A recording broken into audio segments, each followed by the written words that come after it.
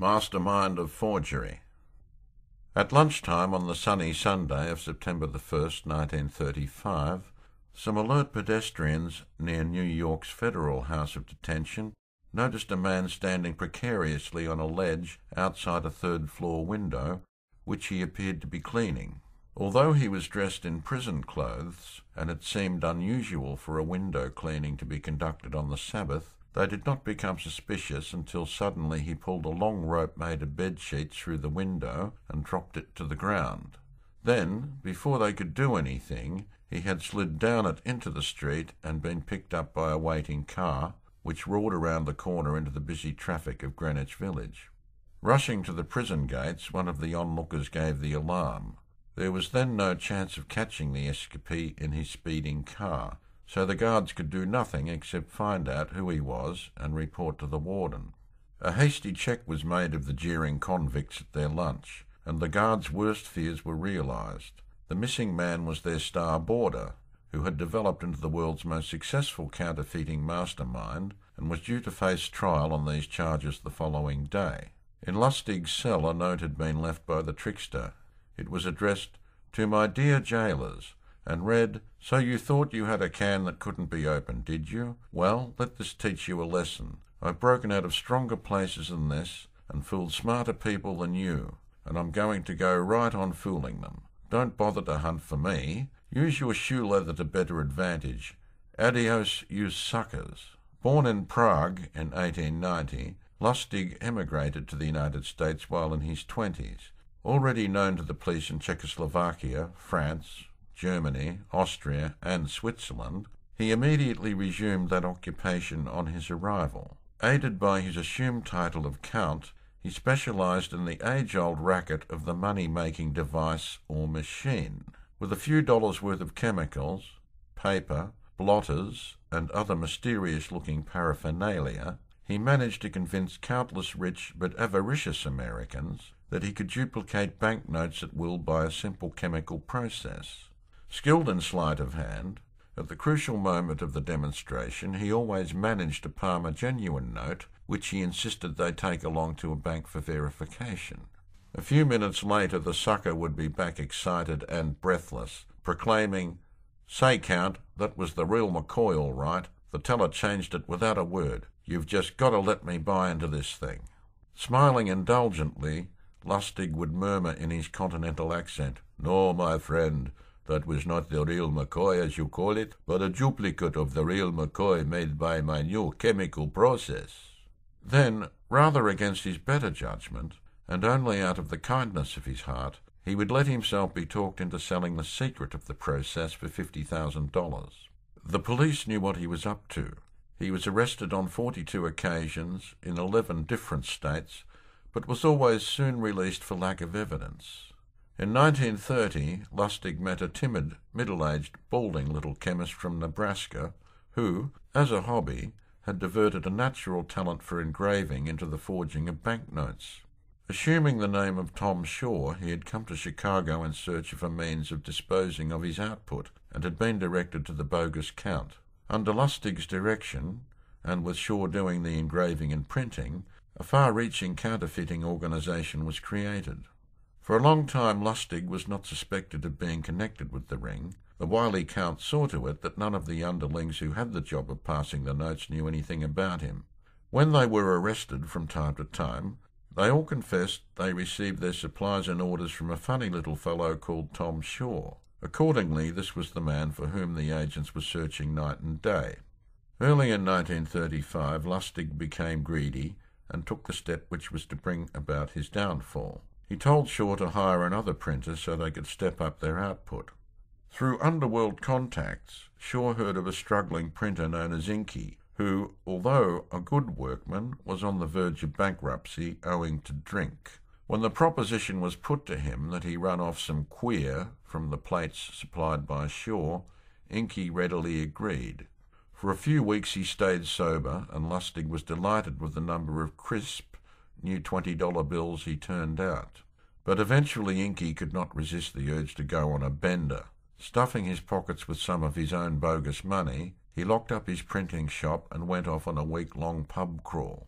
It did not take long for some of the counterfeit notes he was gleefully changing to be detected.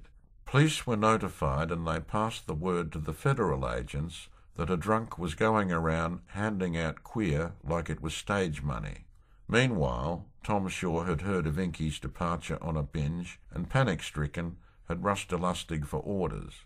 Unperturbed, the Count said he would handle it himself and set out to find his celebrating printer.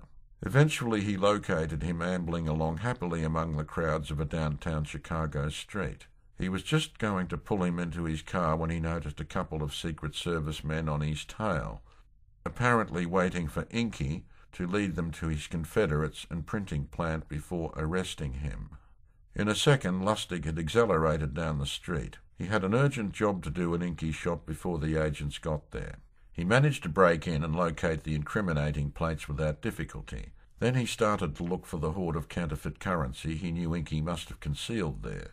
In his haste to find it, and be gone before the arrival of the printer and his shadowers, he scattered the contents of the drawers over the floor, cut bedding to pieces with a knife and tore the carpets up. At last he had to give up. The money was nowhere to be found. Disgusted, Lustig pocketed the plates and departed, only a few moments before Inky staggered home, only to be arrested on the doorstep. The agents were disappointed at not finding the all-important plates, although Inky obligingly produced the currency for them from behind the pictures to which he had fixed it with adhesive tape. They also found something else, which set the wires to the Secret Service headquarters in Washington running hot with news. During his wild search, the Count had left his fingerprints in several places around the shop. At last the authorities knew who was the mastermind behind the counterfeiting organization that was driving them to distraction. But it was another matter to catch him, for Lustig, well supplied with cash, had decided to suspend operations for a while. To throw the pursuers off the scent, he sent Shaw to Mexico City with orders to dispatch from there a fake telegram to Inky at his printing shop, pretending not to know of his arrest.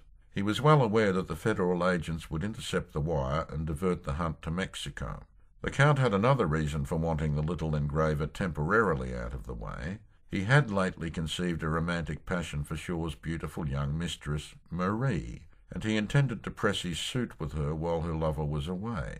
Shaw, unsuspecting, agreed to make the round trip to Mexico and meet the two of them in New York on his return. But Lustig had overlooked the jealousy of his own sweetheart Billy May. Well aware of the Count's amorous inclinations, she deduced the second reason behind the elaborate plan to throw off pursuit. Confirming her suspicions by a little spying at the Count's apartment, she threw a spanner in the works by making an anonymous telephone call to the Secret Service and revealing that Lustig could be found in a day or two at a certain hotel in New York. Secret Service operative Peter Rubano and a special agent Godby of the U.S. Treasury were given the task of trailing Lustig and arresting him, but only when they were sure he was in possession of incriminating evidence. On the evening of May 10th, 1935, they followed him from his hotel as he went to pick up some suitcases they had heard him talking about on the phone. They felt sure the cases would contain a load of bogus money and provide the evidence they sought. On brightly lit Broadway, they saw him meet a message boy and prepare to load the cases he had been handed into his car. In the midst of the evening throng, they pounced on the Count and seized his bags. Although obviously taken aback, Lustig soon recovered his composure and asked courteously as the agents wrestled with the locks, "May I inquire what you expect to find in there?" Receiving no answer, he produced 2 keys and with a shrug and a smile said, "Here, please don't damage the locks." A bit doubtful now, Rubano and Godby opened the bags. They were crammed with expensive silk underwear. Discouraged, but forced to carry out the arrest now they had gone so far, the 2 agents took Lustig to headquarters for questioning. They were not optimistic, as the Count was a past master in the art of passive resistance against the most intensive interrogation. However, the usual search of his person disposed of their worries. In his wallet, Lustig carried a railway cloakroom ticket. A man was dispatched to pick the article up. He returned with a briefcase which was found to contain $51,470 in spurious money. Lustig was trapped at last. His trial was set for a few months hence, and meanwhile he was lodged in the Federal House of Detention, from which, however, he boasted he would escape. Only a matter of hours before the scheduled trial, he managed to carry out his boast. By underground grapevine, he had been in touch with the Confederates still free who drove the escape car. Lustig did not enjoy his liberty for long. The Federal agents soon got on his trail when they arrested the engraving genius Tom Shaw. Confronted with the news of Lustig's philandering with Marie while he had been in Mexico, Shaw betrayed the Count's hideout. 28 days after his escape, Lustig was recaptured and duly sentenced to 20 years' imprisonment. Actually, the Count cheated the law. In 1947, with 8 years still to serve, he died of a brain tumour in the prison hospital.